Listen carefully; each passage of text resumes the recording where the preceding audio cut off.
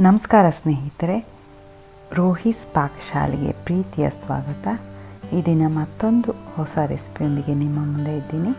ಇವತ್ತು ತರಕಾರಿಯನ್ನು ಬಳಸ್ಕೊಂಡು ಮತ್ತು ಅಕ್ಕಿ ಹಿಟ್ಟು, ಜೋಳದ ಹಿಟ್ಟು ಮತ್ತು ಓಟ್ಸನ್ನು ಬಳಸ್ಕೊಂಡು ನಾನು ಅಕ್ಕಿ ರೊಟ್ಟಿನ ಮಾಡ್ತಾಯಿದ್ದೀನಿ. ಈ ಅಕ್ಕಿ ರೊಟ್ಟಿ ದೇಹಕ್ಕೂ ತುಂಬ ಒಳ್ಳೆಯದು. ಈ ಚಳಿಗಾಲಕ್ಕಂತೂ ತುಂಬ ಚೆನ್ನಾಗಿರುತ್ತೆ. ಇದು ಮಕ್ಕಳಿಗೆ ಡಬ್ಬಕ್ಕೂ ತುಂಬ ಚೆನ್ನಾಗಿರುತ್ತೆ.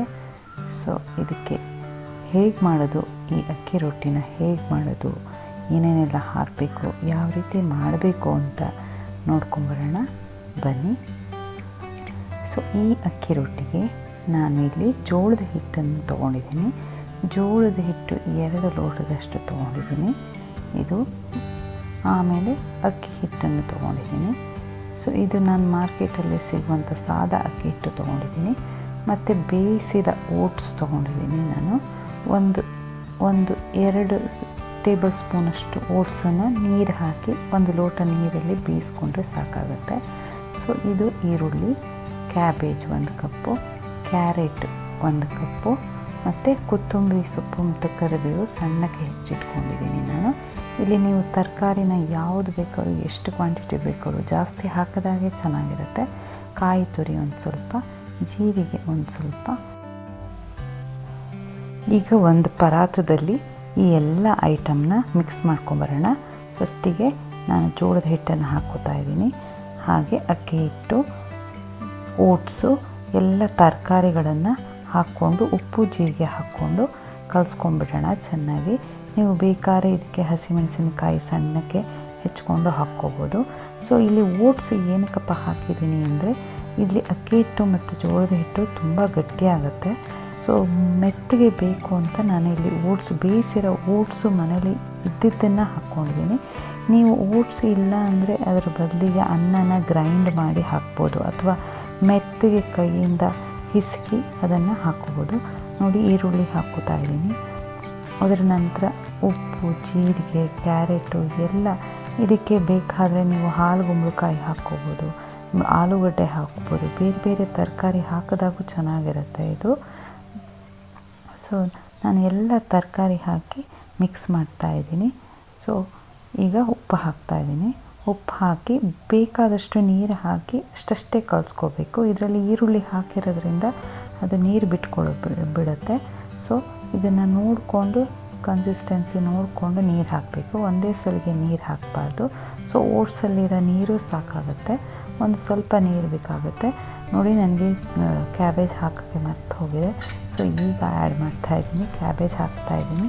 ಹಾಗೆ ಅದಕ್ಕೆ ನೀರು ಬೇಕು ಅನ್ನಿಸ್ತು, ಸ್ವಲ್ಪ ಹಿಡಿಯುವಷ್ಟು ನೀರು ಹಾಕಿ ಅದನ್ನು ಚೆನ್ನಾಗಿ ಕಲಿಸ್ಕೊತಾ ಇದ್ದೀನಿ. ಎಲ್ಲ ಮಿಕ್ಸ್ ಆಗುವಾಗೆ ಕಲಿಸ್ಕೊತಾ ಇದ್ದೀನಿ. ಸೊ ಇದು ಮೆತ್ತಗೆ ಆಗುವಾಗೆ ಕಲಿಸ್ಕೋಬೇಕು. ಸೊ ಇದು ಕಲಿಸ್ಕೊಂಡಾದ ಮೇಲೆ ಬಾಣಲಿಗೆ ರೊಟ್ಟಿ ತಟ್ಟಿ ಹಾಕಬೇಕು. ಸೊ ಈಗ ಇದು ಕಲಸಿಟ್ಕೊಂಡಿದ್ದೀನಿ. ಸೊ ಈಗ ಹಿಟ್ಟು ರೆಡಿಯಾಗಿದೆ. ನಾನಿಲ್ಲಿ ಬಾಳೆ ಎಲೆಯಲ್ಲಿ ತಟ್ಟಿ ರೊಟ್ಟಿ ಮಾಡ್ತಾಯಿದ್ದೀನಿ. ಇವತ್ತು ಈ ಬಾಳೆ ಎಲೆಗೆ ಒಂದು ಟೀ ಸ್ಪೂನಷ್ಟು ಎಣ್ಣೆ ಹಾಕ್ಕೋಬೇಕು. ಸೊ ಎಣ್ಣೆ ಹಾಕ್ಕೊಂಡು ಅದನ್ನು ಸವರ್ಕೋಬೇಕು. ಈಗ ನೋಡಿ ಎಷ್ಟು ಚೆನ್ನಾಗಿ ಹಿಟ್ಟು ಮೆತ್ತಗೆ ರೆಡಿ ಮಾಡ್ಕೊಂಡಿದ್ದೀನಿ ಇದು. ಸೊ ಮೆತ್ತಗೆ ಆಗಿದೆ, ಈರುಳ್ಳಿ ತರಕಾರಿ ಎಲ್ಲ ಹಾಕಿರೋದ್ರಿಂದ. ಸೊ ಈಗ ಈ ಬಾಳೆ ಎಲೆ ಎಣ್ಣೆನ ಸವರ್ಕೊಂಡು, ಸೊ ಫಸ್ಟಿಗೆ ಎಣ್ಣೆ ಹಾಕ್ಕೋಬೇಕು ಬಾಳೆ ಎಲೆಗೆ. ಸೊ ಕೈಗೆ ಒಂದು ಎಣ್ಣೆ ಹತ್ಕೊಂಡಿರೋದ್ರಿಂದ ಅದರಲ್ಲಿ ಒಂದು ಉಂಡೆಯಷ್ಟು ಹಿಟ್ಟನ್ನು ತಗೊಂಡು ಬಾಳೆ ಎಲೆ ಮೇಲೆ ತಟ್ಟಬೇಕು.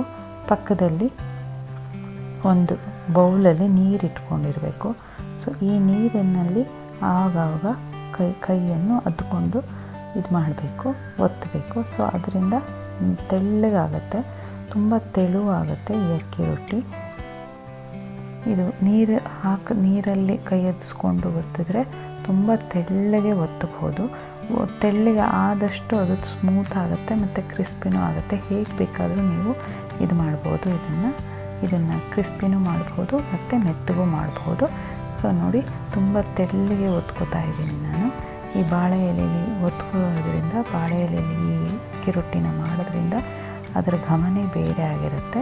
ಸೊ ನಾನು ಇಲ್ಲಿ ಹೋಲ್ ಮಾಡ್ತಾಯಿದ್ದೀನಿ. ಅದು ಎಣ್ಣೆ ಹಾಕಿ ಕ್ರಿಸ್ಪಿ ಮಾಡೋಕ್ಕೆ ಚೆನ್ನಾಗಿರುತ್ತೆ. ಸೊ ನೋಡಿ ಎಷ್ಟು ತೆಳ್ಳಗೆ ಆಗಿದೆ ಬಾಳೆ ಎಲೆಯಲ್ಲಿ. ಸೊ ಈಗ ಬಾಣಲೆ ಕಾದಿದೆ, ಸೊ ಅದಕ್ಕೆ ನಾನು ಹಾಕ್ತಾಯಿದ್ದೀನಿ. ಸೊ ಇದು ಗೊತ್ತಾಗುತ್ತೆ ಯಾವಾಗ ತೆಗಿಬೇಕು ಅಂತ. ಬಾಳೆ ಎಲೆ ಕಲರ್ ಎಲ್ಲ ಚೇಂಜ್ ಆಗುತ್ತೆ. ಸೊ ಇದು ಅರ್ಧ ಬೆಂದಿದೆ ಅಂತ. ಸೊ ಇದನ್ನು ಈಗ ಬಾಳೆ ಎಲೆನ ಬಿಡಿಸ್ತಾ ಇದ್ದೀನಿ ನಾನು. ಬಿಡಿಸಿ ನೋಡಿ ಈಗ ಎಷ್ಟು ಚೆನ್ನಾಗಿ ಬಿಟ್ಕೊಂಡು ಬರ್ತಾ ಇದೆ ಅದು. ಸೊ ಅದು ಬೆಂದ ಕೂಡಲೇ ಬಿಟ್ಕೊಂಡ್ಬಿಡುತ್ತೆ ಫುಲ್. ಸೊ ಇದು ನೋಡಿ ಎಷ್ಟು ಚೆನ್ನಾಗಿ ಲೈನ್ ಲೈನ್ ಕಾಣಿಸ್ತಾ ಇದೆ. ಬಾಳೆ ಎಲೆದು ರುಚಿನೂ ಅದರೊಳಗೆ ಹೋಗಿರುತ್ತೆ. ಸೊ ಈಗ ಇದಕ್ಕೆ ಒಂಚೂರು ಎಣ್ಣೆ ಬಿಟ್ಬಿಡೋಣ. ಆ ಹೋಲಲ್ಲೆಲ್ಲ ಎಣ್ಣೆ ಬಿಟ್ಟರೆ ಆ ಜಾಗದಲ್ಲೆಲ್ಲ ಕ್ರಿಸ್ಪಿ ಆಗುತ್ತೆ ಅದು. ಸೊ ಈಗ ಎಣ್ಣೆ ಬಿಟ್ಟು ಇದನ್ನು ತಿರುಗಿಸಿ ಹಾಕ್ಕೊಳ್ಳೋಣ. ಸೊ ತಿರುಗಿಸಿ ಹಾಕಿದಾಗ ಎರಡೂ ಕಡೆ ಗೋಲ್ಡನ್ ಬ್ರೌನ್ ಆಗೋವರೆಗೂ ಇದನ್ನು ಚೆನ್ನಾಗಿ ಬೇಯಿಸಬೇಕಾಗತ್ತೆ. ಸೊ ಈಗ ಒಂದು ಕಡೆ ಆಗಿದೆ ನೋಡಿ, ಇನ್ನೂ ಒಂದು ಸ್ವಲ್ಪ ಹೊತ್ತು ಇಡಬೇಕು ಇದು ಇನ್ನು. ಸೊ ಈ ಅಕ್ಕಿ ರೊಟ್ಟಿ ಇದಕ್ಕೆ ಸಬ್ಬಸಿಗೆ ಸೊಪ್ಪು ಕೂಡ ಹಾಕಿದ್ರೆ ಚೆನ್ನಾಗಿರುತ್ತೆ. ಸೊ ನೀವು ಟ್ರೈ ಮಾಡಿ, ಸಬ್ಬಸಿಗೆ ಸೊಪ್ಪು ಎಲ್ಲ ತರಕಾರಿ ಹಾಕಿ ಈ ಥರ ಹಿಟ್ಟು ಹಾಕಿ ಮಾಡಿ ನೋಡಿ, ಇದು ತುಂಬ ಚೆನ್ನಾಗಿರುತ್ತೆ. ಇದು ದೇಹಕ್ಕೂ ತುಂಬ ಒಳ್ಳೆಯದು. ಸೊ ನೋಡಿ ಎಷ್ಟು ಚೆನ್ನಾಗಿ ಲೈನ್ ಲೈನ್ ಆಗಿ ಕ್ರಿಸ್ಪಿಯಾಗಿ ಗೋಲ್ಡನ್ ಬ್ರೌನ್ ಆಗಿ ಬಂದಿದೆ. ಈಗ ಬಿಸಿ ಬಿಸಿಯಾದ ಅಕ್ಕಿ ರೊಟ್ಟಿ ರೆಡಿಯಾಗಿದೆ ನೋಡಿ. ಇನ್ನೊಂದು ಅಕ್ಕಿ ರೊಟ್ಟಿನೂ ರೆಡಿ ಮಾಡೋಕ್ಕೆ ಹಾಕ್ತಾಯಿದ್ದೀನಿ. ನಾನು ಒಂದು ಪ್ಲೇಟಲ್ಲಿ ಅಕ್ಕಿ ರೊಟ್ಟಿ ತೊಗೋತಾ ಇದ್ದೀನಿ. ಚಟ್ನಿ ಪುಡಿ, ಉಪ್ಪಿನಕಾಯಿ, ಯಾವುದೇ ಚಟ್ನಿ ಪುಡಿ ಆದರೂ ಚೆನ್ನಾಗಿರುತ್ತೆ. ಇದು ಬೆಣ್ಣೆ ಜೊತೆಗೆ ಎಣ್ಣೆ ಜೊತೆಗೆ ಹಾಕ್ಕೊಂಡು ತಿಂದರೆ ತುಂಬ ಚೆನ್ನಾಗಿರುತ್ತೆ. ನಾನು ಟೇಸ್ಟ್ ನೋಡ್ತಾ ಇದ್ದೀನಿ, ತುಂಬ ಚೆನ್ನಾಗಾಗಿದೆ. ಇದು ಮೆತ್ತಗೂ ಆಗಿದೆ, ಹಾಗೆ ಕ್ರಿಸ್ಪಿನೂ ಆಗಿದೆ. ಸೊ ಈ ವಿಡಿಯೋ ನಿಮಗೆ ಇಷ್ಟ ಆಗಿದ್ದಲ್ಲಿ ಒಂದು ಲೈಕ್ ಮಾಡಿ, ಶೇರ್ ಮಾಡಿ ಹಾಗೂ ಸಬ್ಸ್ಕ್ರೈಬ್ ಮಾಡಿ. ಮತ್ತೊಂದು ರೆಸಿಪಿಯೊಂದಿಗೆ ಮತ್ತೆ ಭೇಟಿ ಆಗ್ತೀನಿ. ಅಲ್ಲಿವರೆಗೂ ಟೇಕ್ ಕೇರ್ ಆ್ಯಂಡ್ ಬಾಯ್.